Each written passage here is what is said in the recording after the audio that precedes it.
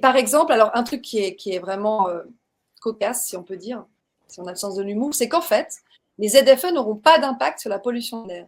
Alors, je m'explique. Cette étude de l'ATMO, l'ATMO, c'est quoi? C'est l'Observatoire de la qualité de l'air, qui est agréé par le ministère de la Transition écologique et de la cohésion des territoires. Donc, il a fait une étude, cet ATMO, en mars 2024.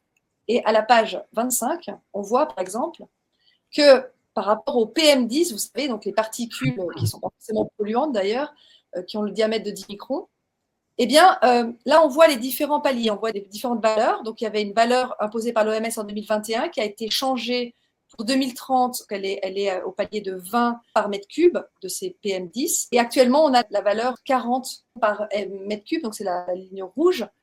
Eh bien, figurez-vous que vous voyez, il y a une courbe bleue et une courbe jaune qu'on ne voit pas, qui est en dessous de la courbe bleue, qui sont en fait confondues, hein, les deux. Voilà, d'ailleurs, je vais vous le montrer. Voilà, la courbe jaune et la courbe bleue sont confondues. Et la courbe bleue et la courbe jaune représentent, donc la jaune, elle représente 2030 sans les ZFE, donc avec le renouvellement naturel des voitures. Et la courbe bleue, elle représente 2030 avec les ZFE. Alors, vous me direz si vous voyez une différence. Il y a zéro différence. C'est délirant. Maintenant, on a les PM2,5, c'est la même chose. Il y a zéro différence. Qu'on les mette ou qu'on ne les mette pas, ça ne change rien. C'est juste que tu as investi 3 milliards. Voilà, juste un petit peu d'argent. Et puis alors, attends, parce qu'il y a le CO2, le fameux CO2 responsable de tous nos problèmes.